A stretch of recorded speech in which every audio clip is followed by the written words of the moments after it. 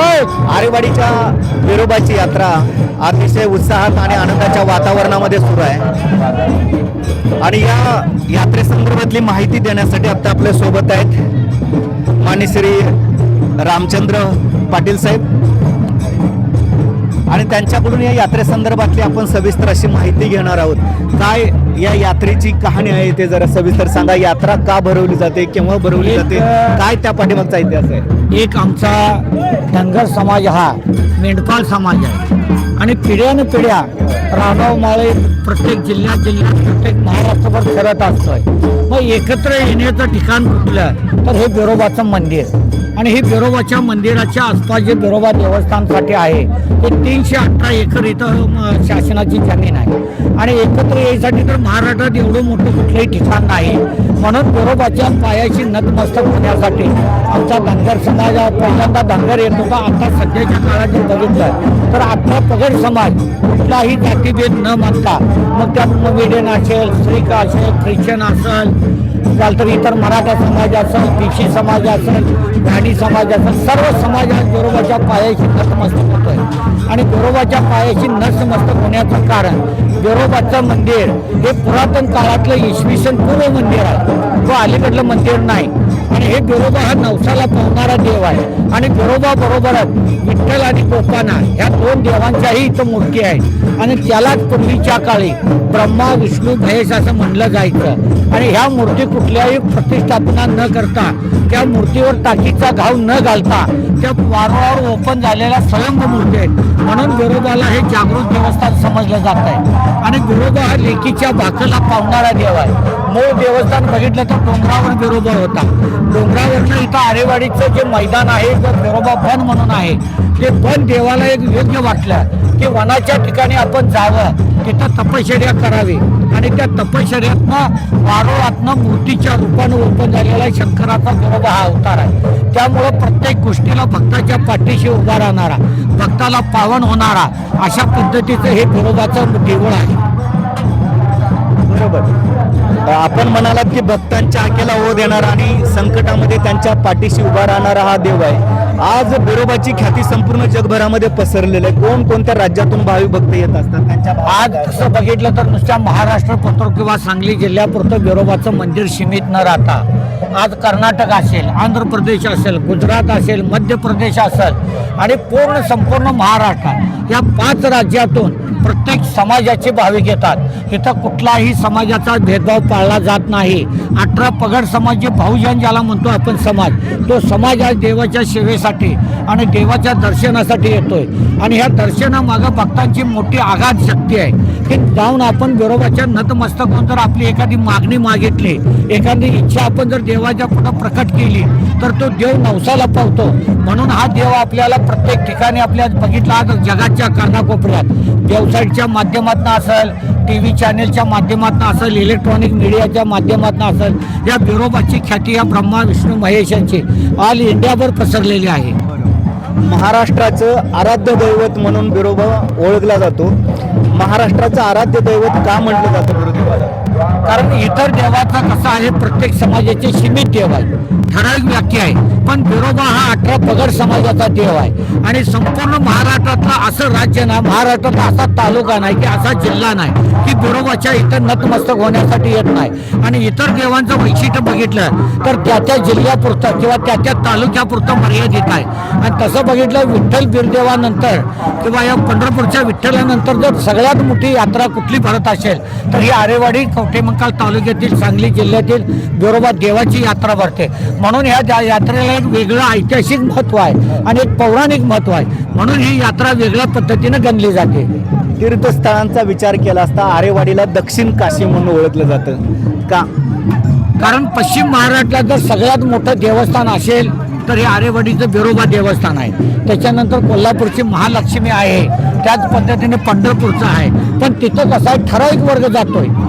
पंढरपूरच्या विठ्ठलाला असेल तर वारकरी संप्रदायच फक्त जातो, महालक्ष्मीला असेल तर त्या ठराविक जिल्ह्यातली जातात. पण बिरोबाचं असं वैशिष्ट्य आहे की इथं 18 पगड समाज असेल, मग पिशे असेल, तुम्हाला सांगितल्याप्रमाणे इतर समाज असेल, सर्वजण इथं येतात आणि त्यामुळे इथं महाराष्ट्रातली दक्षिण काशी जर कुणाला म्हटलं जात असेल तर आरेवाडीच्या बिरोबा नगरीला दक्षिण काशी म्हणून नाव पडलेलं आहे. अंधश्रद्धा, चमत्कार, बुवाबाजी याला काय या दरबारामध्ये थारा आहे? आरेवाडीच्या बिरोबाच्या मंदिरामध्ये किंवा बनामध्ये कुठलाही अंधश्रद्धेला खतपाणी घातलं जात नाही. इथं कुठलाही चमत्कार घडला जात नाही. देवाची जी भागणूक आहे त्या भागणुकीतून तुम्हाला वर्षभर पाऊस पाणी कसं आहे, पीक पाणी काय येणार आहे, जनावरांच्या मागं माणसाच्या मागं काय त्रास आहे, ही भागणूक केली जाते आणि त्या भागणुकीप्रमाणे 70% आतापर्यंतची भागणूक खरी होत गेलेली आहे आणि इथं कुठेही भक्तांची फसवणूक केली जात नाही, दोरागंडा दिला जात नाही. काय असेल ते शंकराचं जसं आपण भस्म लिहितो, निधीत लिहितो, त्याप्रमाणे बरोबरचा अंगार आणि भंडारा.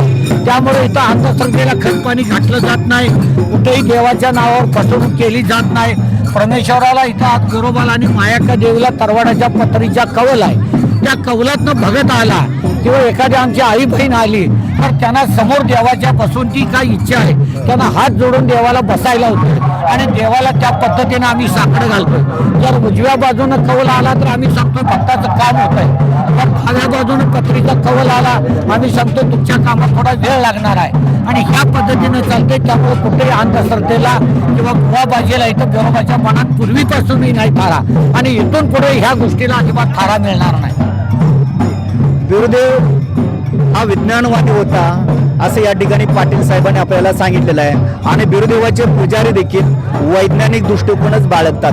त्यामुळं या मंदिराच्या परिसरामध्ये आतापर्यंत तरी बुवाबाजी, अंधश्रद्धा, चमत्कार आणि देवाच्या नावावरती जे थोतांड चालतात त्यांना कोणत्याही प्रकारचा थरा या पुजारी बांधवांनी दिला नाही.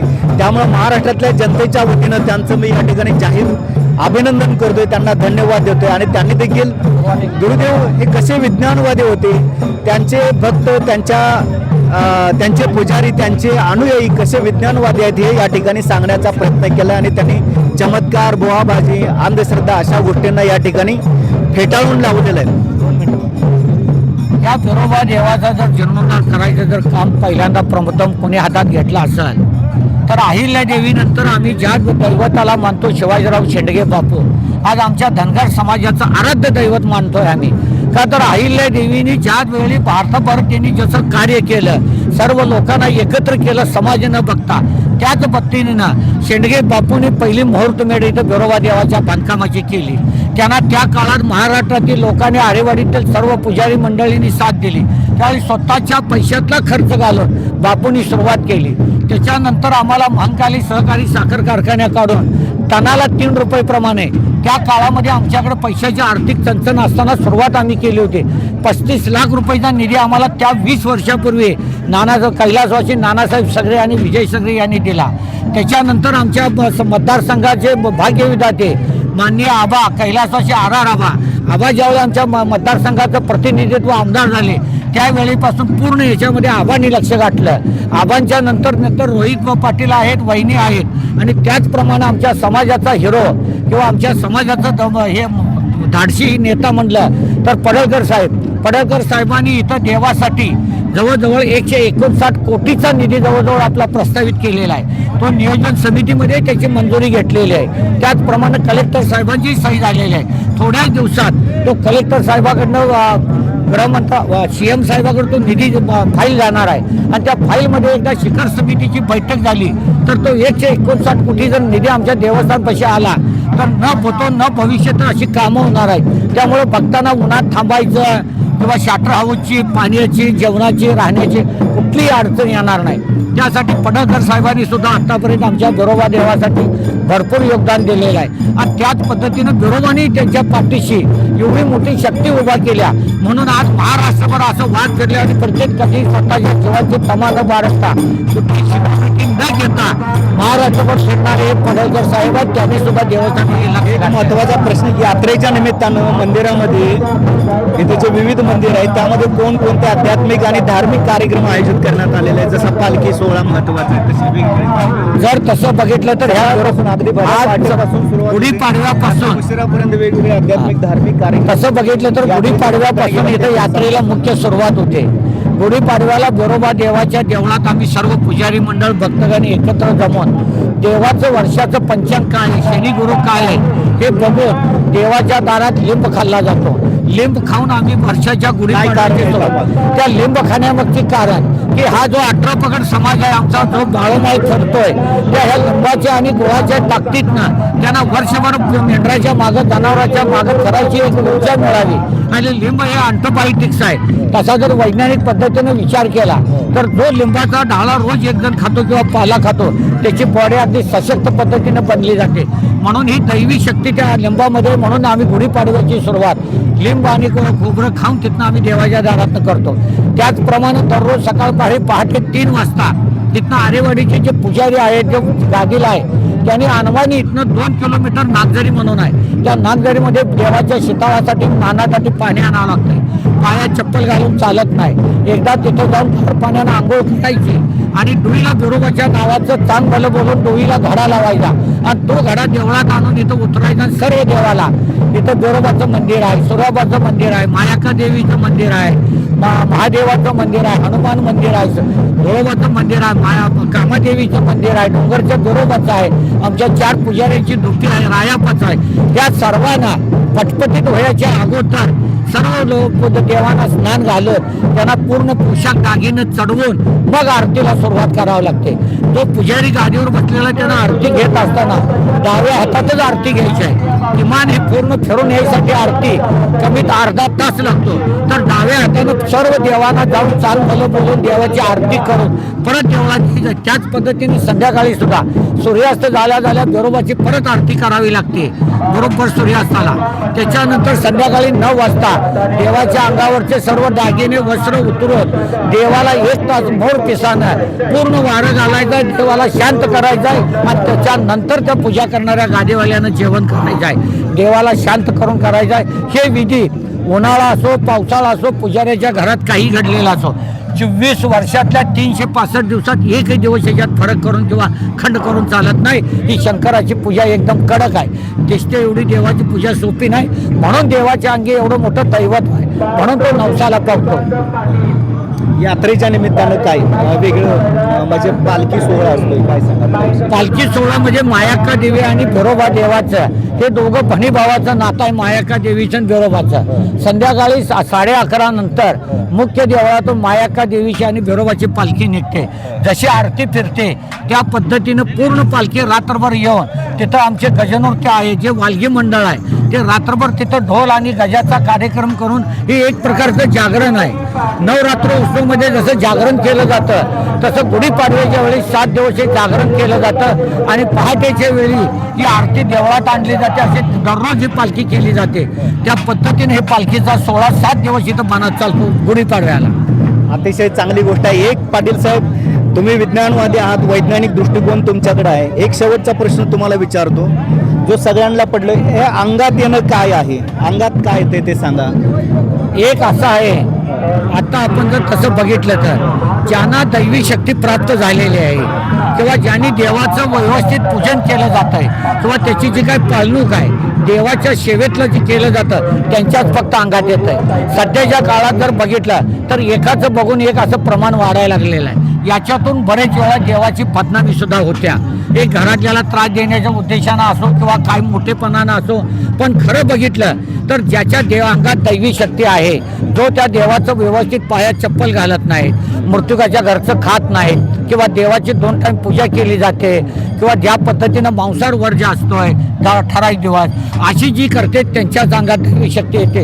याच्यातलं बरेच लोकांना वाटतं थोटांड आहे, पण अलीकडच्या काळामध्ये जशा पद्धतीनं आता समाज बदलतो त्या पद्धतीनं झालेला आहे. पण मुळात जर बघितलं तर ही एक दैवी शक्ती आहे. पण आता त्याचं विडंबर व्हायला लागलंय. त्याच्यामुळं काही वेळेला त्याचा आम्हाला पुजाऱ्यांना किंवा देवावर सुद्धा त्यावेळेला काही वेळा शब्द येतो. एक तुमच्यासाठी आता शेवटचा प्रश्न, माझे प्रश्न संपले. देवाकडे काय मागणार यात्रेच्या निमित्तानं इथल्या सर्वसामान्य जनतेसाठी, भाविक भक्तांच्यासाठी, हजारो यात्रेकरूंच्यासाठी, लाखो यात्रेकरूंच्यासाठी काय मागणार? मी बिरोबाच्या चरणी ब्रह्मा विष्णू महेश हा शंकराचा अवतार आहे. त्या शंकराच्या अवताराला ह्या तिघाला एकच आव्हान करतोय की बाबांनो हा तुमचा भोळा बाबडा समाज आहे. आज महाराष्ट्रभर विखुरलेला 5 राज्यात आहे. त्यांना वर्षभर व्यवस्थित सीझनला पाऊस पाडावा, त्यांचं धनधान्य व्यवस्थित पिकावं, पशु त्यांचं आहे ते जी जनावरं आहेत, जी पशु त्यांनी पाळलेले आहेत किंवा जी काही शेरडा असतील, मेंढरा असतील, बैल असतील, त्या जनावरांना कुठला त्रास होऊ नये किंवा त्यांच्या संसारामध्ये सुख मिळावं, त्यांच्या मुलाबाळांना व्यवस्थित शांती मिळावी, हीच बिरोबाचरणी आणि सर्व समाज, सर्व बांधव वर्षभर शेतकरी माझा असणारा सुखा समाधानानं राहावा, नोकरदारांना सुद्धा त्यांची व्यवस्थित सर्व्हिस करता यावी, कुणी दीर्घ आजारी पडू नये, कुठं अपघाताचं प्रमाण कमी व्हावं आणि सर्व समाजाला, सर्व भक्तांना या ब्रह्मा विष्णू महेशानं शंकरानं एक वरदहस्त ठेवावा की ह्यांचं वैवाहिक जीवन, त्यांचं असणारं संसारातलं जीवन, त्याच्यामध्ये त्यांनी देवानं लक्ष घालून त्याला सुख समृद्धी द्यावी, एवढीच बिरोबाचरणी माझी विनंती. हे युद्ध थांबलं पाहिजे. हे कुठेतरी सगळे जे दुष्ट चक्र आहे, शेतकऱ्याच्या मागं असेल, नोकरदारांच्या मागं असेल, मेंढपाळाच्या मागं असेल, हे परमेश्वरानं ताकदीनं त्यांनी इंद्रदेवाला हली द्यावी, मेघराजाला हली द्यावी आणि हे सगळे त्यांनी थांबवत त्यांच्या जीवनामध्ये आनंद, सुख, समृद्धी द्यावी, एवढीच माझी बिरोबाच्या चरणी विनंती आहे. तर हे होते मान्य श्री रामचंद्र पाटील साहेब आणि यांनी सांगितलेलं आहे बिरोबा देवाची कहाणी, बिरोबा देवाचं महात्म्य त्यांनी आपल्या सर्वांना सांगितलं. त्याचबरोबर जगभरातल्या जनतेसाठी त्यांनी शांतता प्रस्थापित व्हावी अशी मागणी देवाकडे केलेली आहे, देवाचा धावा केला आहे. त्याचबरोबर सर्वांना सुखी ठेवण्यासाठी त्यांनी देवाकडं प्रार्थना केली आहे आणि बिरोबा निश्चितच त्यांची ही प्रार्थना ऐकेल आणि सर्व जगाचं कल्याण करण्यासाठी तो जगाच्या पाठीशी जगाचं रक्षण करता म्हणून ठामपणे उभा राहील असा देखील मला या ठिकाणी ठाम विश्वास आहे. माझी जाता जाता तुम्हा सर्वांना नम्रतेची आणि कळकळीची विनंती आहे की तुम्ही देखील हे जे महाराष्ट्राचं आराध्य दैवत आहे, दक्षिण काशी म्हणून ज्या आरेवाडीची संपूर्ण महाराष्ट्रामध्ये, देशभरात आणि जगभरामध्ये ओळख आहे, या दक्षिण काशीला आयुष्यामध्ये एकदा तरी भेट द्यावी आणि बिरोदेवाचं दर्शन घ्यावं. धन्यवाद. आपला मित्र, आपला कार्यकर्ता अमोल पांढरे. जय मल्हार, जय भारत.